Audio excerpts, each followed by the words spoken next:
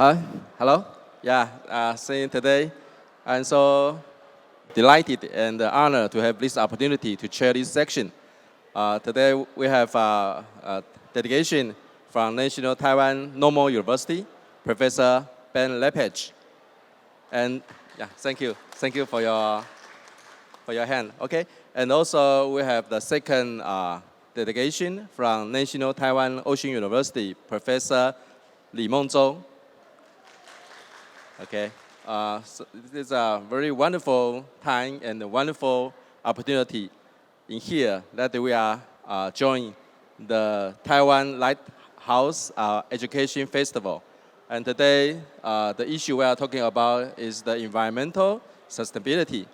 Also, we have two very important experts and professors. Actually, it's a professor. Professors from National Taiwan Normal University and NTOU. I think let's welcome these two professors to give us a wonderful speech, and later maybe we can have a talk together. First of all, I would like to invite Professor Ben Lepage to give us the presentation. Yeah, okay.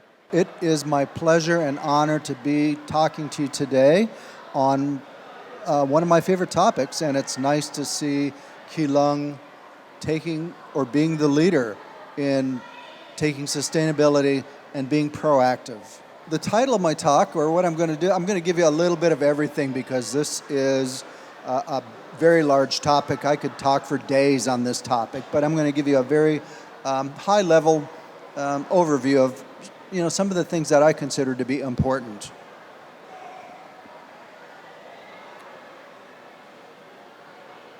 So, why is this important now? And it's always a question. We're talking about sustainability, and you're going to hear nature-based solutions and global climate change. Why is that important? Well, the first is that the global population by 2050 is going to grow by 25%. That's a lot of people. And cities, where are they going to go? Cities are going to grow by about 25% because the infrastructure is already here. Now, they may move to the mountains, but they're not going to set up new cities. It's just too costly, and it doesn't make sense. So the cities are going to feel shoulder the burden of global climate change and population growth. Now, one of the my background, I'm a biologist and a geologist by training. The geology in me looks at the numbers, and we're working towards a 20-centimeter rise in sea level. But if you look at the papers that have been published, there's error in that, and sea level could rise up to 2.7 meters. That's a big difference, especially if you live in the coastal areas. Flooding is going to be a big problem. As you see in the bottom right corner is an image of Bangladesh. Bangladesh is a delta. It floods every time the monsoons are a little crazy. You get a lot of rain, the place floods. Now, with that comes social, kind of the sustainability elements is the development. The pillars of sustainability is the social, the economic, and the environment. And the social aspects are that's the people. The people are going to suffer, as will our the money, the economy, the development part.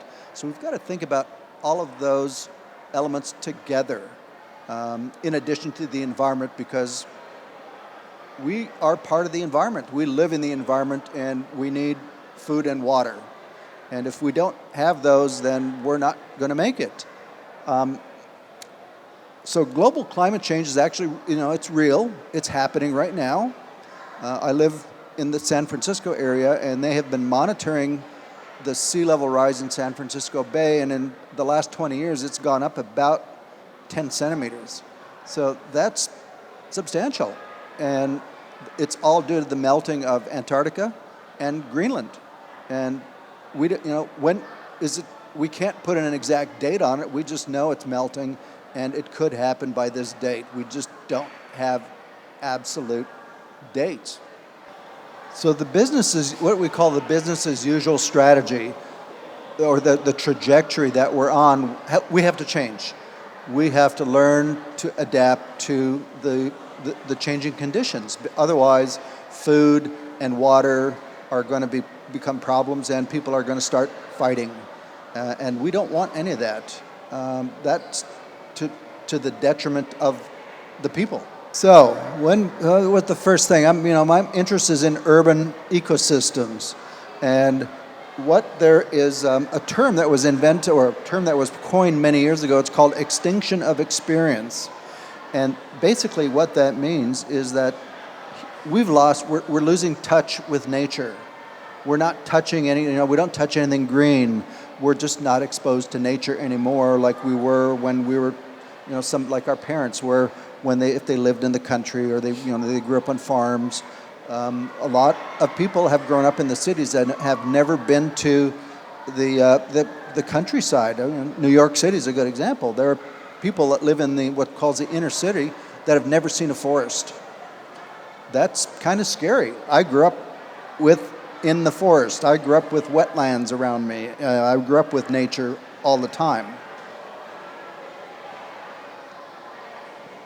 So the picture on the top right corner is typical brownfield you're going to see in the city. A building comes down, they kind of try and clean it up, and they put another building up. There's nothing green there. That's just brown, and that's fairly typical of urban systems.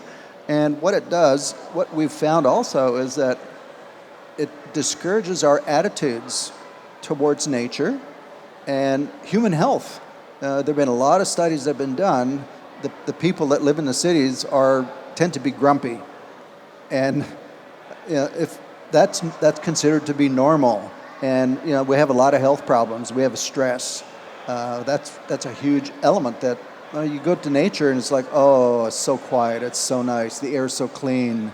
It's nice to see in Taiwan they're looking at PM 2.5. In a lot of places in the United States they don't. You're just breathing the ugly air.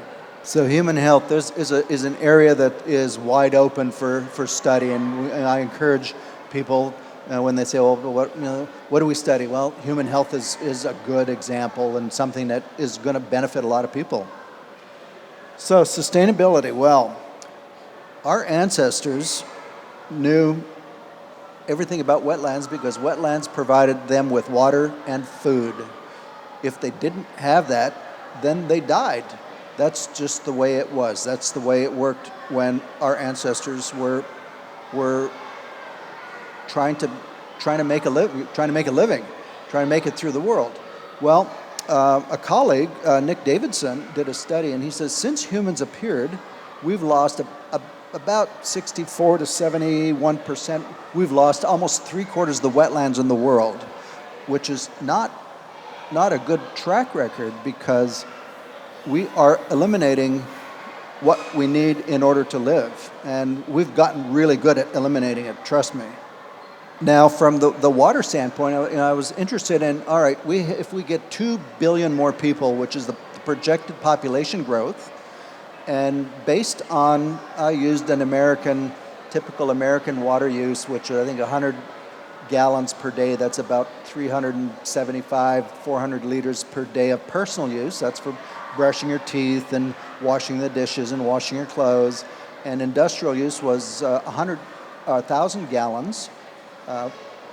That's just about 4,000 liters per person per day for industrial use. That's making energy, making power, making the countries run. And I did the calculations, and every day now, with 2 billion extra people, we need about 8.3 cubic kilometers of water every day, in addition to what we're using. And frankly, as a wetland scientist, I'm thinking, God, where are we going to find this water? I don't think we have it. So we're going to have to start learning to recycle and do things differently, be innovative, come up with solutions to solve that problem, and to come with that problem and be more sustainable, because we got to think of the water as a cycle. Right now we're thinking it as a one-way system. There's a lot of places in the world Well, Taiwan is a good example. It rains here about 2.5 meters average every year. Well, unfortunately, most of that water ends up in the ocean very quickly. So we're not so good at collecting it. So, and I got a nice little acronym that I call AMY. What can we do? Well, we can adapt, we can move, or we can go extinct. Now, going extinct is not that good of an option. I don't think we can do that. We don't want to do that. But adapting we can do. We just have to change our behavior, and we can move, but if we move, then we're going to be using more resources. So, in the bottom, adapt, we just adapt, recycle, reuse, and let's be responsible citizens. Let's put not only the water back in the ground, but let's use all of our resources responsibly, because we're just another species on the planet, and we've got to get along with all of the other species. So, urban ecosystems, one of my favorite topics. And what does that mean? Well, we're going to live in the cities. More people are going to come to the cities. So how do we adapt? And one of the things a lot of things we can do. Well, I've got some lists here. Well, we can put in green roofs. We've got a lot of flat roofs, flat places where we can put green things, plants, on the roofs of our buildings to collect the water, and we can grow food, and it provides actually really nice habitat for insects and small animals. It can be done. I'll show you a photograph momentarily of a building in Philadelphia that was our office building. We built a green roof, and it was magnificent because it had a lot of benefits, even though it was in the middle of a big city. That is one aspect. You get the green in the cities. Well, it's like a park. People aren't grumpy. You're bringing the forest, or you're bringing nature back to the city, so the stress level is going to go down, their health is going to improve, and people are just going to become much nicer because they're in touch with the environment, with nature, and they're taking care of it. Once you start, it's like having a garden. Once you have a garden, you're making sure that your vegetables are doing fine, so you're taking care of it every day. That's amazing. And right now, cities, just some numbers, cities consume 75% of the resources and energy and produce half of the waste. So we've got to change those numbers. We've got to become more efficient. We're kind of living in we're living in our own garbage, and we're not being thoughtful of the environment or the people around us, or the environment or the other species around us. So the environment is again a big thing, and we've got to work with nature. Let's not fight nature. Let's work with nature. So here are some examples, and these are all from Taiwan, of things that we can do in cities. The top right is what we call a rain garden, and those are just places where we collect the water and we put the water back in the ground and we enjoy it. We can do whatever we want with. We can make it our own little personal garden, for that matter, and it's nice because it provides habitat for insects and for birds and even small animals. So, we're creating an ecosystem. We're making nature better and increasing biodiversity even in the cities. And the bottom right, number D, is actually a building. I think it's in Tainan. I went, wow, this is amazing. The building's green. It's growing green stuff. Well, that is what's called a living wall, and the living wall is basically right on the left-hand side, and you engineer the building so that you can grow plants on it.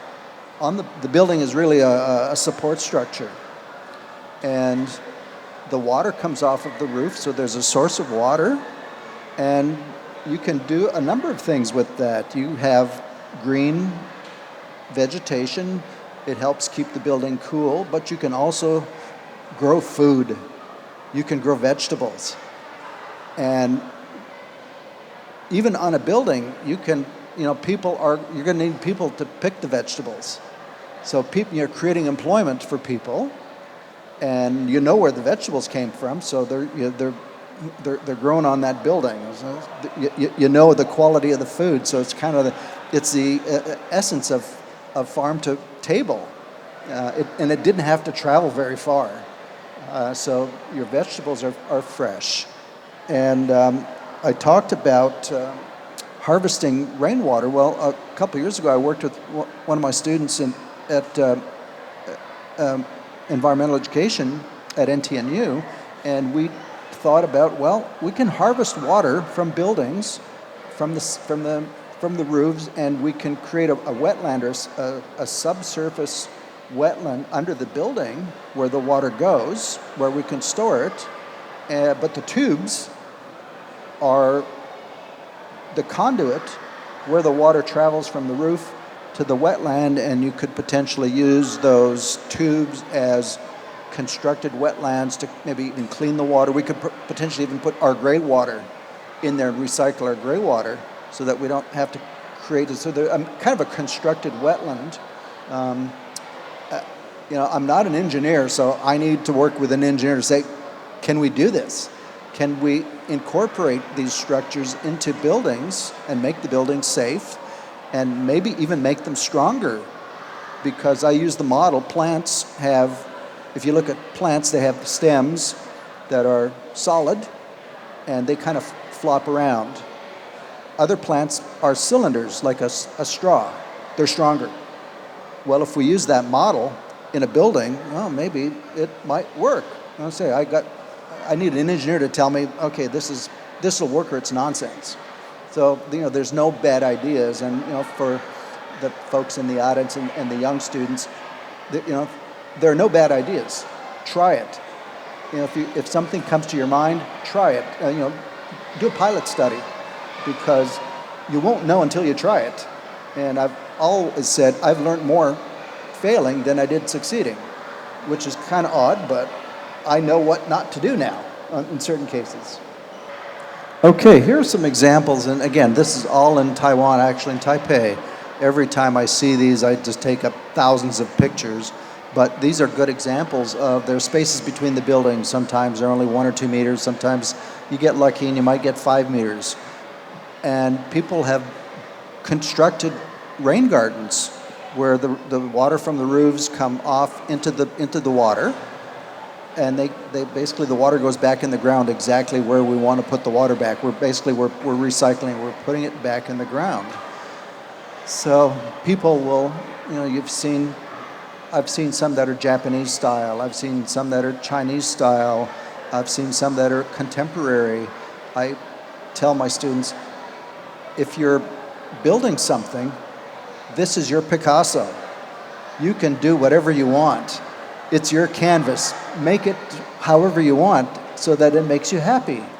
And that's what it's all about. And a lot of these are, you think, well, I'm just going to put water. Well, if you start looking, I think it's at Taiwan Technical University. I can't remember. It's by the Electronic City.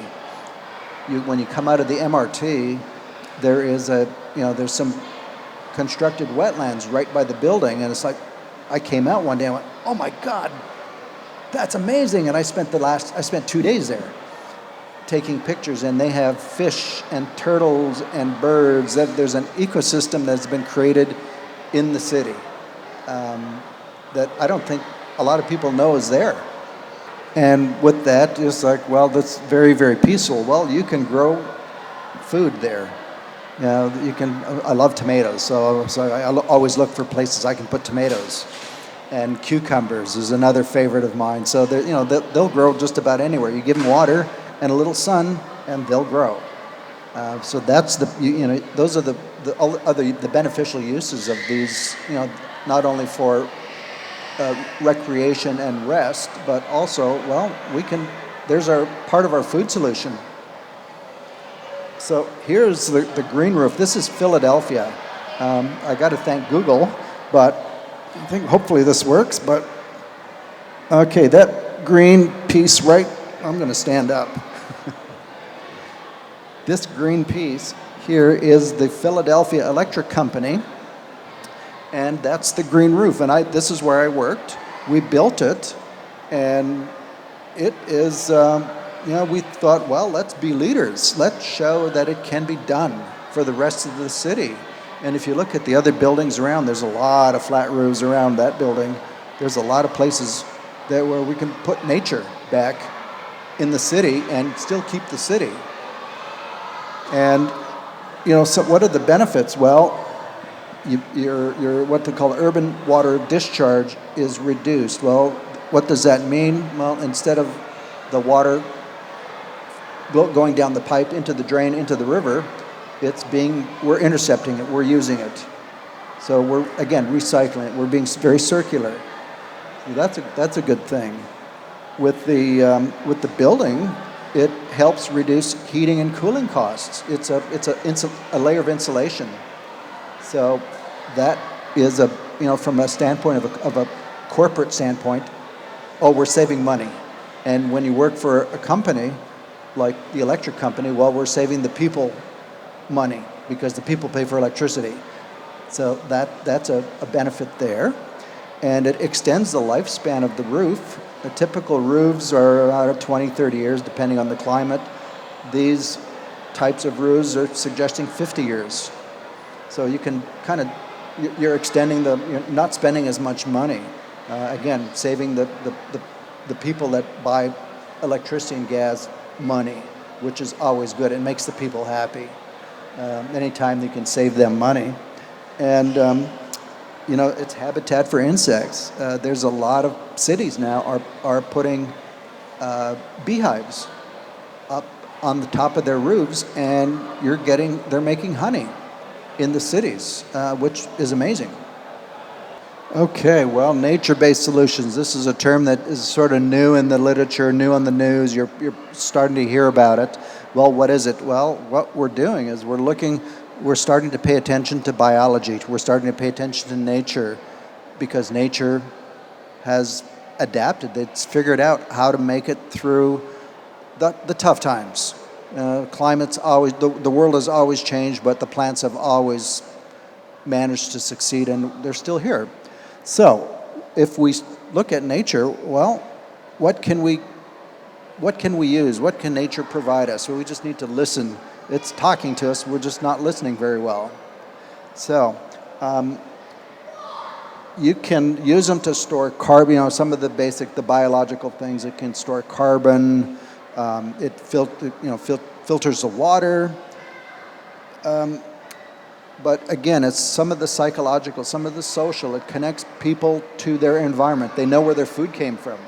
It's not that it didn't come from the store, or it came from here. They know exactly where it came from, and that is beneficial.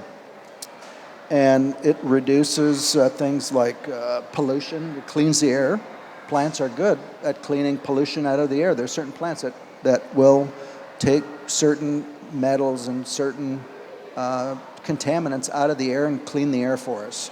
And in a big congested place in big cities, that's important.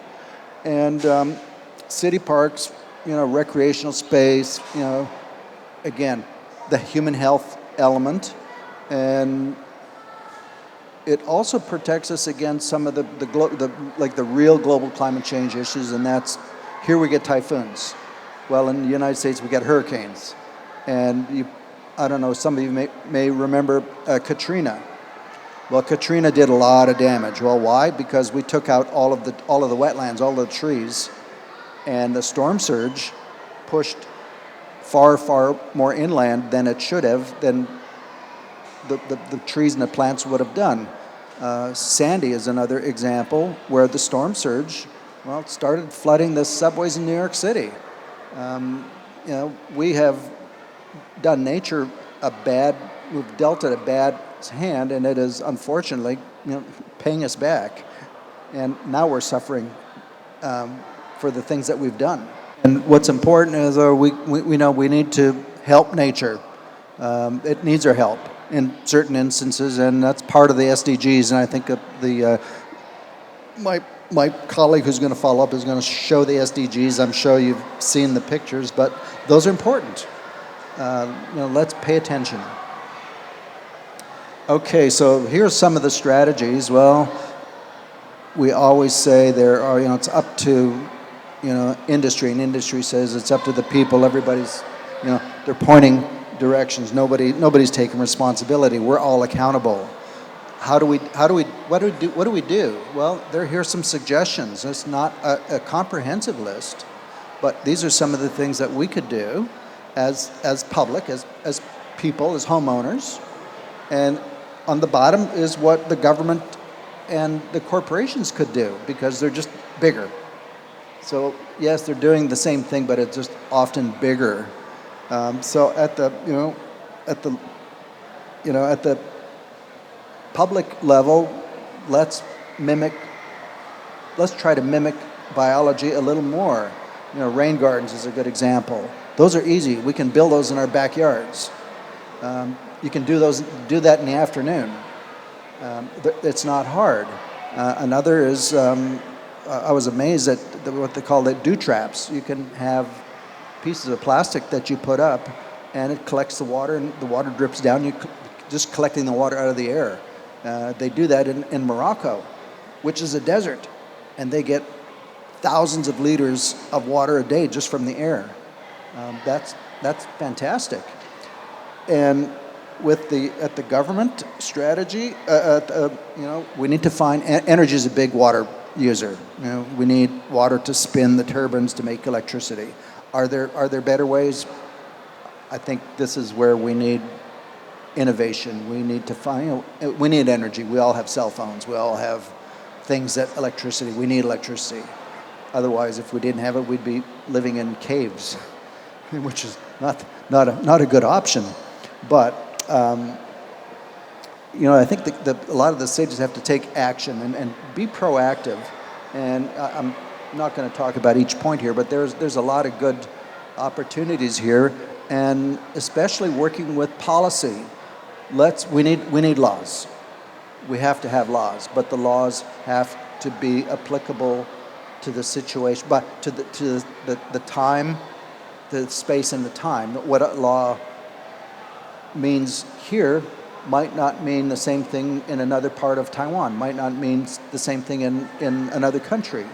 So it's got to have the flexibility of space, and it's got to be flexible in time, because nature changes every day, every week, every month. If we have a law on the books that's 100 years old, it's just a bunch of words on a piece of paper. It doesn't mean anything.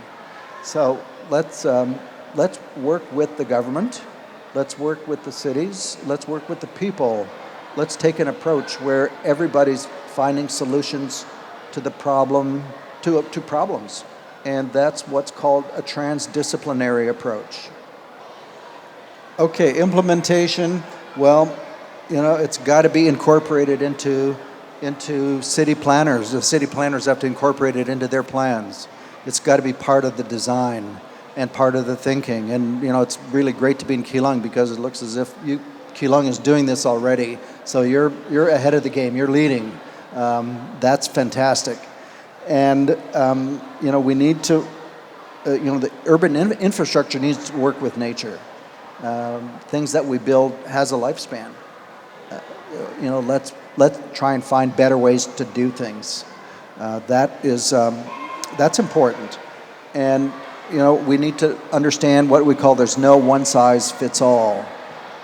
Every place is different, and the solution may be different, or may need to be modified for that situation, for that location. Again, this is where the laws fall into place, but we need to be flexible, and that's important. Especially at a federal level or the national level. And let's say I've got policy by itself solves nothing. It's just words on paper. Eventually, those words might be applicable today, tomorrow, not so much. So we have to have the ability to change those. And, you know, I say cities are the planet's neural network. The entire economy of the planet revolves around the big cities. And we have to take care, we live in the big cities, and let's use the big cities to be examples for the rest of the world. Yes, we can do this, and we're doing our part. Otherwise, we're setting a bad example. The rest of the world's going to say, well, if they're not doing it, I'm not doing it. That's a big problem. We have to be accountable. We have to take responsibility for the things that we do, and more importantly, everybody needs to be involved. All of the stakeholders have to be part of the decision-making process and coming up with solutions. So, benefits of all the strategies, well, quality of, more importantly, quality of life improves. And, I think that's a good thing. Our ecological footprints, we talk about reducing our carbon footprint, and you've heard when you go camping, don't leave a mark, leave nothing behind. We need to do more of that. Climate change is going to happen. We need to adapt. Let's find ways to do it in a cost-effective way. The younger scientists and the younger people, they're our future. We need to pass it on to them, and they need to find solutions to the problems that are going to head their way, because the problems are not going to stop when we go away. The problems are just, it's good. They're going to be different, but there's always going to be something that they're going to have to consider and adapt to and address. We have to show them, okay, this is what responsibility looks like. This is what accountability looks like. Yes, we need the resources. We need to live with the water, with the wood, with the resources on the planet, but we're trying to put it back. We need a cradle, what's called a cradle to grave approach. You build the product, you use it, and we put everything back, and we try our best to reuse that product over and over and over again before we kind of put it away. And we do reduce air pollution. What we breathe is, it goes into our bodies. It's like what we eat. What we breathe is probably as important. And another concept that was interesting to me was what's called a sustainability peace nexus. And I've read those papers, and as it turns out, sustainability and peace are very closely tied to one another. If you don't have sustainability, then what do you end up with? War or conflicts. And so it's more important not only from the standpoint of the environmental issues and the conflict part is a social issue, but also it impacts the development and the economic portion of the sustainability pillars. So being sustainable has a lot of benefits that are tangible, what we feel immediately, and intangible, what we don't see today, what we might see years from now. And that is the end of that was my last slide. So it was indeed a pleasure to share what I consider to be really important, and it's fascinating to me, and it keeps what gets me up in the morning and keeps me going. I love doing this stuff, and I like to see new ideas and encourage students to just go for the home run. We need that. We can't be discouraging new ideas. So, Sheshe. Okay, thank you. Well, thank you so much for Professor Ben Lepage, and give us such a nice presentation. Actually, I believe it gives us a lesson about environmental sustainability. 我们非常感谢Professor 班教授哈，给我们这么好的一个简报。其实我觉得应该是有上了一课一样哈。那跟各位先生女士各位午安哈，我是这个场次的主持人，我是海洋大学特聘教授兼副校长顾成宇。那非常荣幸有这个机会可以在这边跟各位 share 有关环境永续啊 environmental sustainability 这个议题啊。那其实这个议题后面还有一个重点，就是怎么样去做这个韧性好环境的韧性的 DNA， 就是 resilience 好就韧性了。好，那刚才这个 Professor Ben 给了我们很多的这个内容，包含从气候变迁好到这个我们说水的使用要怎么节水啊，要怎么去跟自然共存，要怎么样让我们的都市治理、都市计划跟我们的防灾啊能够结合在一起。我想这个是一个非常非常棒的各方面各种的一个思维，让我们来思考这个环境永续的课题啦。顺应自然跟与自然共存，好，这个是应该是我们现在在面临气候变迁一个非常重要的议题。那我也跟各位今天在座的先生女士们报告，好，非常感谢各位可以在宝贵的时间来这个论坛。那我本身是基隆市灾害防救整个计划的总主持人，我在基隆市已经执行了超过将近12、13年的灾害防救计划。那基隆市每一个年度的淹水，每一个年度的这个哪里有火灾都在海洋大学的大数据资料库里面。那我们做了一个人工智慧的一个模式来专门做这些灾害的预测。那我们也发现到，其实今天这个论坛非常有意义。就最重要一点就是说，我们发现灾害防救，好，就是做到最后其实灾害防救的教育是最重要的一环。因为灾害防救不是一个人、一个单位、一个学校、一个教授或是一个市政府可以完成，它需要全民的参与，好，需要全民。所以今天的环境永续的这个教育我觉得非常有意义，就是让大家可以体会我们的环境在变化，那我们基隆也在变化。基隆过去4年，除了今年以外都没有台风进来，好，其实这不是一件好现象，因为我们的这个环境的能量是一直以来都是固定的。那现在的气候变迁的结果，其实造成的现象是，这个平常都不下雨，一下雨就下很大，好，所以前几年才会有基金一路上面的淹大水。好，那基隆其实对于这个问题特别要提升我们的韧性。我们基隆淹水最多的地方，好，基隆淹水最多的地方，其实就在我们对面这个仁爱区的这个夜市附近，那个是基隆淹水最频繁的地方。能不能改变很难，因为我们有基隆港，我们有这个四面都是高地，都是山区，水都汇到这里来，所以怎么去做灾害防治跟自然能够共存刚才 Professor Ben 提到的这个问题，需要全民大家一起来思考。我们这个学校海洋大学有一个雨水公园，我们对外开放，好，那也欢迎过去一直都有中南部、北部的国中小或是社团组织来参观我们的这个雨水公园。那我们也非常欢迎基隆市民也可以来参与。我们学校有导览的专门的讲师，好，那也会跟各位介绍整个雨水公园在海洋大学怎么做雨水回收，怎么把雨水回收用来做这个厕所的冲浴，好，然后我们也有一个这个一些小的这个公园，让大家来体会那个雨水回收的一些这个功能跟设施啦。我想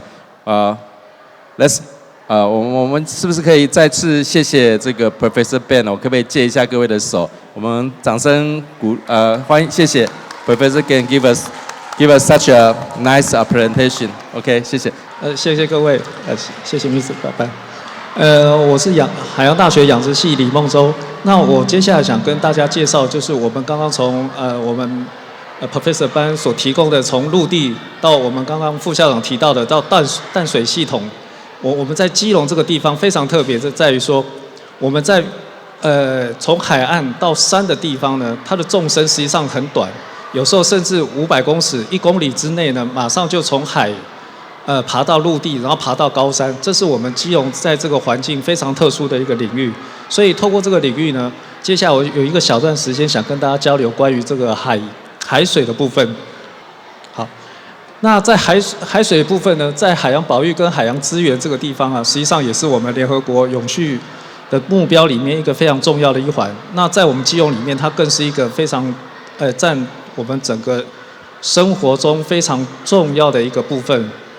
那我们尤其在基隆更可以感受到，我们在海洋的任何的事项，几乎跟我们生活周遭各个领域都有一个直接的关联性，有高度的复杂的关联与互动。所以我们几乎在我们的生活里面，把我们的海洋当作一个非常重要的一个话题。所以那我们首先想掌握一个很短的时间呢，再跟各位在这个非常重要的一个时间里面呢，提看说我们对于海洋资源的这个保育、富裕跟利用，我们可以做到什么？第一个，我们要强调的就是社区参与，因为社区的参与，有各个年龄层的参与，我们才有机会对海洋有更多的认识、互动与了解。各位可能都是我们，尤其在我们今天这个节日里面，主要都是以教育为主，要中小学是我们基隆这边非常重要的一个教育机构。可是中小学的同学们要到海岸再进行相关多的活动里面呢，实际上我也会受到一些限制，尤其是安全上的限制。这时候就有赖于我们教师以及家里面的爸爸妈妈以及社会的人士一起来协助，让他们有办法安全的去接触到我们海洋以及我们的海边。所以这个社区参与将是我们这个最关键的一个部分。第二个部分呢，进到教育宣导，尤其是对于我们专业的从业人员以及相关的人员的知识的提升。那尤其是科学在进展上有许多新的资讯，我们透过一定的这些渠道呢，透过学校、透过社会、透过我们市政府各级单位的力量，实际上可以提供更多的资讯。像我等一下，我可能也提供1-2件我们在科学上的发现呢，跟大家做一个交流。所以在科学研究上，这件事情是我们对于海洋的利用与保护一个最积极的手段之一，好，也是方法之一。那第4个呢，是在技术上的创新。当然，我们重新将我们与环境的关联找回来，这是一个很好的方向。我们开始去追寻我们以前海女对于环境的使用，追寻我们原来对环境的利用的方式，这是一种方式。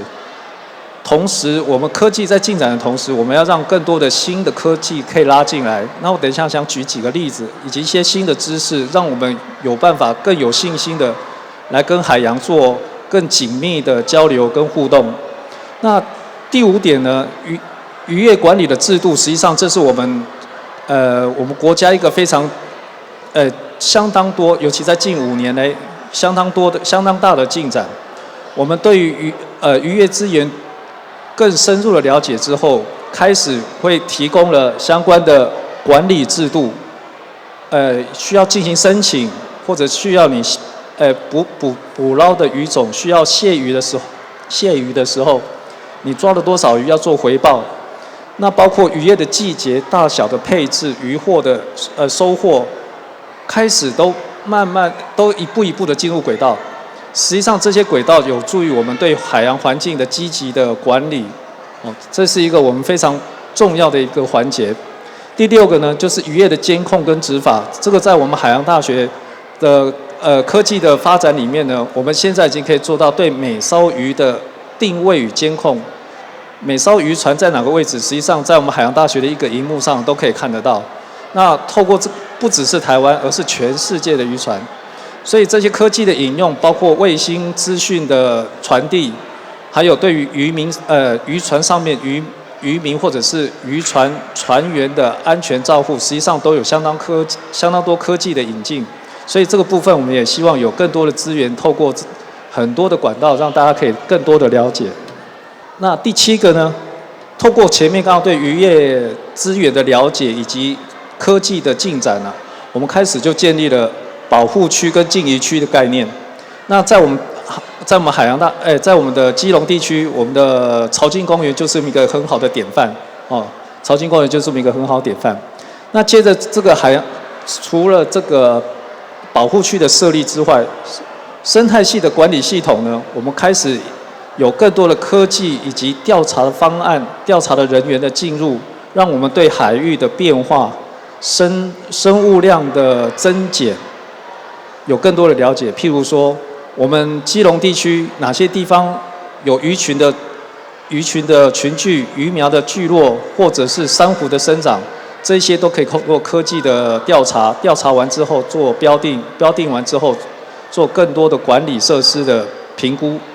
那第9是我们目前在以我们人的方式，我们除了吃鱼之外，我们也想办法把更多的鱼放回海里面。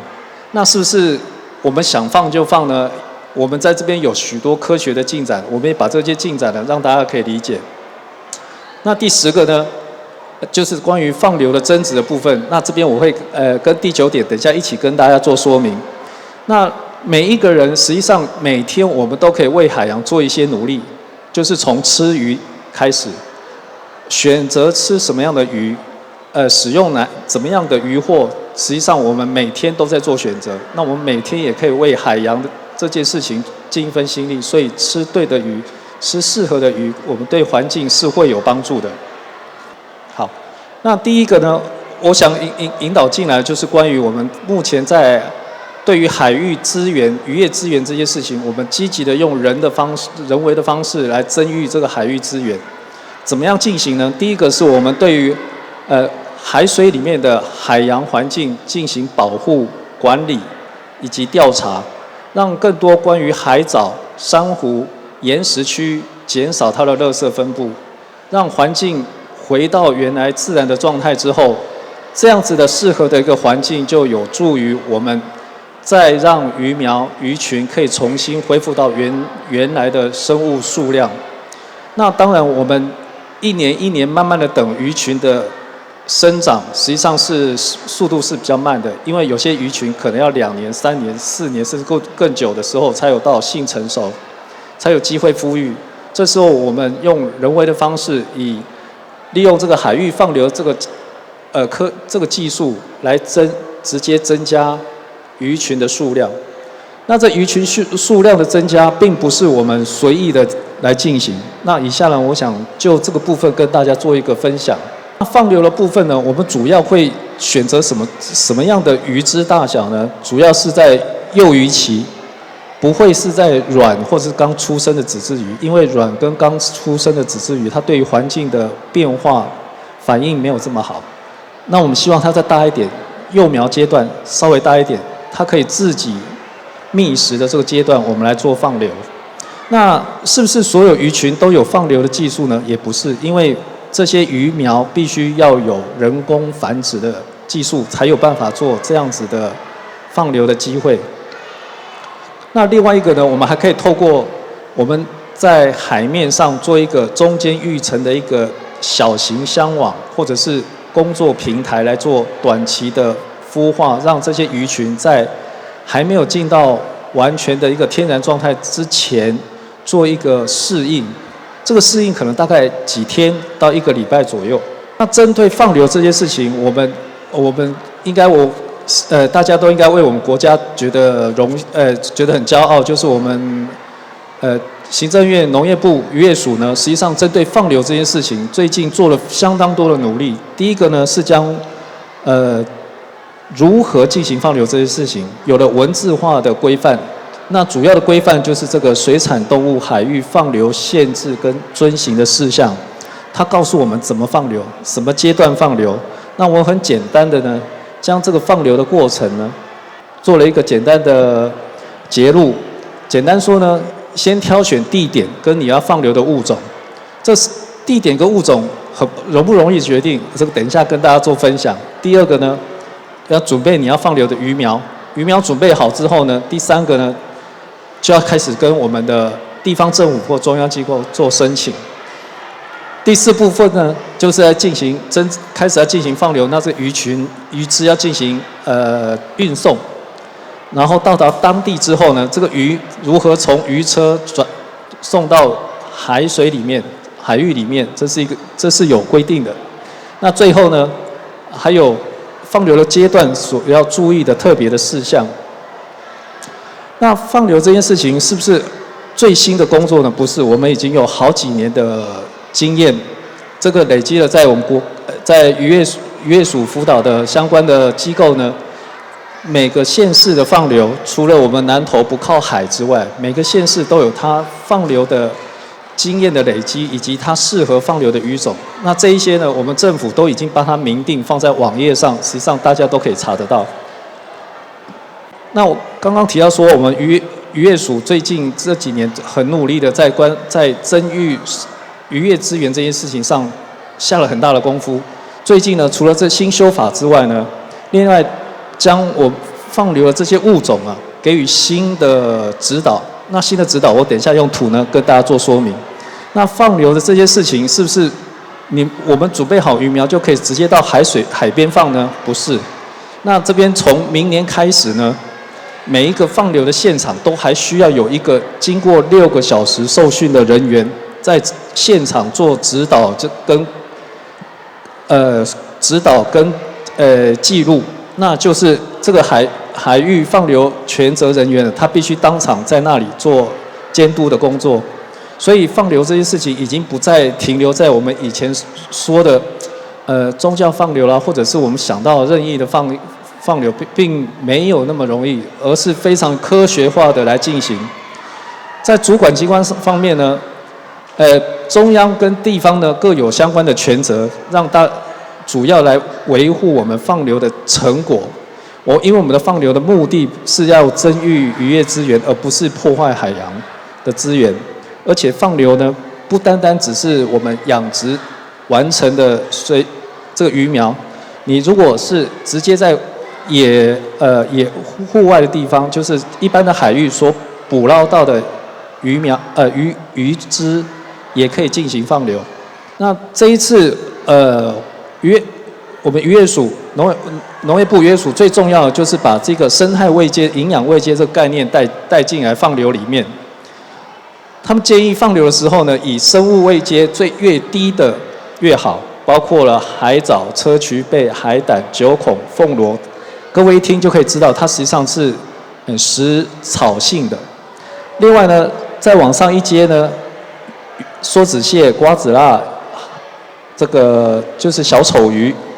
那这一些都是不是吃肉的，不是很积极的有攻击性的鱼种。再往上呢，燕鱼跟这五仔鱼实际上都不是大型吃肉的鱼种，所以呢，以这样子的放流概念来进行放流，实际上对环境除了达到富裕的目的之外，也不会对环境造成冲击。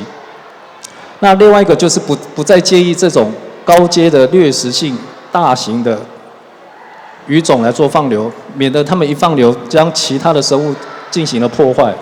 好，那除了鱼种选择之外，这个鱼种的选择呢，实际上还要搭配我们放流的环境。我们基隆非常有趣，我们基隆呢有岩石、有沙质的，在外木山沙滩。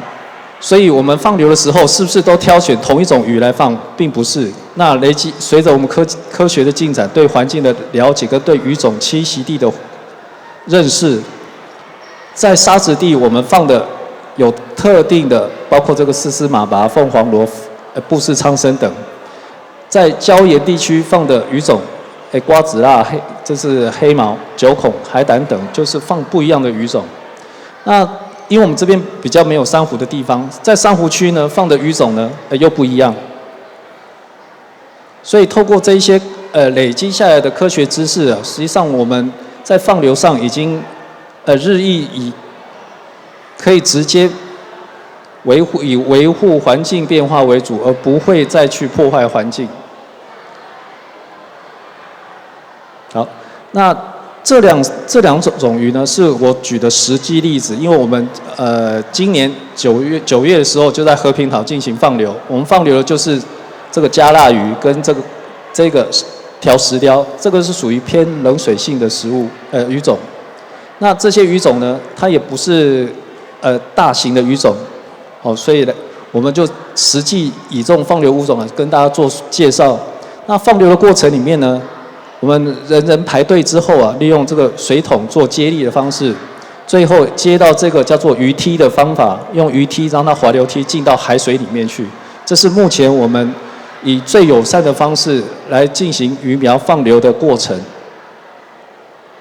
那另外，我想举第二个例子，这个第二例子也是我们基隆每年这10年来，大概每年都会碰到的，就是海边在从国历的2月开始到5月这个阶段呢，海边会有一些咖啡色的海藻堆积到我们的港口、海岸上面，尤其是在我们的外木山沙滩那边，常常会在4、5月份的时候就会有卡这样大量的藻类。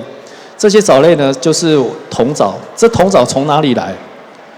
不是我们海域造成的。这铜藻呢，我们推测呢，它是从海峡对面飘过来的。为什么会有这个海峡对面飘过来的现象呢？因为我们到了冬天之后啊，冬天的海况啊，中国大陆沿岸有一个沿岸冷流是非常强劲的，从韩国半岛到山东渤海湾，随着我们大陆的沿岸呢，由北而南持续往下流动。这随着这个颜色呢，最上面这边呢，大概在5度到10度之间，慢慢的往南的方向来分布。这个流动的过程呢，实际上就会把大陆沿岸的相关的海藻跟垃圾，漂移到我们台湾北部。那为什么会卡在基隆呢？因为我们黑潮的主流从赤道的方向往北流动的时候，这2道一冷一热的洋流刚好会卡在我们基隆贡寮这一带，所以在这里啊，很容易会有垃圾或海漂浮物的堆积。那有了这一个现象之后啊，我们这清出来的铜藻我们怎么处理呢？以往实际上都是垃圾，因为我们清洁队必须花很大的力气啊来做清洁。所以呢，我们这边提了一件事情，我们可不可以将这些铜藻做了清洗之后，做后面可能的应用？这个进到我们循环资材的再利用的可能性。所以我就将它先做一个化学的分析。这些铜藻呢，实际上，它的这个水分、蛋白质、脂质、灰分就是带有矿物质，这些成分呢，我们先做个分析。那分析完呢，我做了什么事情呢？分析完之后，我们发现啊，它的 fucose 我们称为盐藻糖。这个盐藻糖呢，是一个具有许多生物化学成分的一个特殊的成分。这个成分呢，占比很高。那占比很高，我拿它做什么呢？因为我是水产养殖系，所以我就拿来做虾子的饲料。做了虾子的饲料呢，我们发现呢，我们也将这些饲料的成分做一些特殊的分析。分析完之后啊，我们发现说，用铜藻做成的虾子的饲料呢，对于白虾的成长是有益处的，主要是对白虾的免疫，提高白虾的免疫，也提高白虾的生长。所以我们从海面上漂浮在卡在这个沙滩上的这些海藻，我们将它重新清洗做萃取，生物科技的萃取完之后，就有机会作为白虾的饲料的添加。那这个是我举的第二个例子，就是关于我们如何利用海面上的这些漂浮物来做积极的科技上的利用。啊，还有第3个话题呢，实际上就是刚刚前面提到的，我们每天都可以做到的，就是挑选适合吃的水产品。那这些水产品呢，建议大家第一个呢，我们尽量买我们台湾在地生产的渔产品。哦，尽量减少远道而来的。那另外一个呢，尽量买食物链底层比较小型的鱼虾贝类，减少呢这种比较大只的鱼种的食用，因为越大只的鱼种，它实际上它的生活期比较长，那它会吃入大量的这个鱼虾类啊，那这个对环境的破坏会比较大。那另外一个呢，不买捕捞的方法对养殖过程、对环境有冲击的这样子的鱼种。那另外呢，这个鱼我们知道水产品有分2种，一种是我们人养的，一种是鱼捞的，2种都很好。那我首先呢，你如果要买养殖的水产品，我们希望你可以买到有永续标章或是生产履历的。那另外呢，也是尽量买有植物性饵料养的这些鱼种。那大家讲说我这个李老师你讲那么多，我哪记得啊？没关系，我们有现成的资料可以给大家参考。那我们在网络上大家可以找到这个台湾的海鲜选择指南。这网络上，大家手机上实际上只要打这几个关键字，实际上不用打那么多字，只要打海鲜选择指南这6个字，各位就可以找到这个资料。这个资料我也希望各位老师、各位家长可以带回去跟小朋友做个沟通跟交流。透过这些资料呢，实际上它会告诉我们有哪一些我们可以尽量的选购，尽量的利用。那有一些比较高阶的这些鱼种啊，可能1个月吃一次，还是说多久吃一次，不要太常吃。这样实际上我们每天在选购食用水产品的时候，对环境就付出了我们可以尽的一份力。就这件事情，如同我们出外带杯子、带环保筷，类似这样子的概念。所以呢，有这样子的资料在台湾海鲜选择指南，这个是更清楚的资料。那这些资料实际上都在我们中央研究院的永续科学中心也都可以看得到。哦，所以我想提供这些资讯呢，跟大家做一个交流跟分享。那也希望各位老师或是各位家长有机会把这些资讯跟你的小朋友做交流。非常感谢我们李孟洲李教授这个非常精彩的演讲啊，这个很有趣哈。从这个他讲放流啦，但是我们一般讲放生啦，放生跟放流现在可以观察到非常不一样哈。放生有时候放错生啊，你反而是害了它。放流基本上是可以重建我们的海洋的生态。好，那第2个就是我们海洋大学，海洋大学很特别啦，海洋大学是台湾现在唯一一所以海洋为特色的一个大学。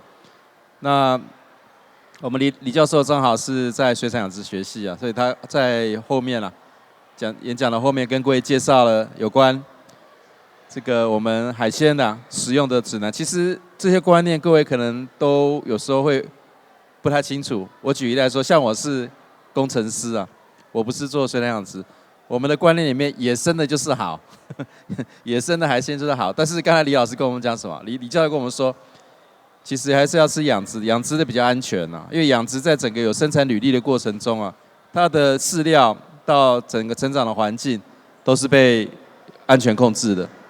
那在我们的这个野生的啊，因为现在海洋污染很严重，野生的鱼啊不见得比较安全，尤其是刚才李教授特别提到，中大型的鱼啊活得比较久，它会有一些重金属的堆积。那除了重金属以外，现在还有非常多的这个我们过去的业障，好，我讲业障就是那些非常微细的颗粒，好，非常微细，现在都跑到鱼身体里面去，你再把它吃下去，跑到你肚子里去，所以不见得是安全了。所以我觉得李教授刚才给我们的这些简报的内容啊，非常的实用，那也对于我们环境永续，尤其是海洋环境的永续啊，有非常大的帮助。那我觉得今天我也是学了一课，非常感谢李教授。那我想因为时间的关系啊，我们是不是可以邀请各位在座的这个听众，各位先生女士啊，是不是可以再用我们热烈的掌声来感谢今天2位讲者 Professor Ben Ledpage 跟李孟洲教授如此精彩的演讲，谢谢他们，谢谢。谢谢。Yeah.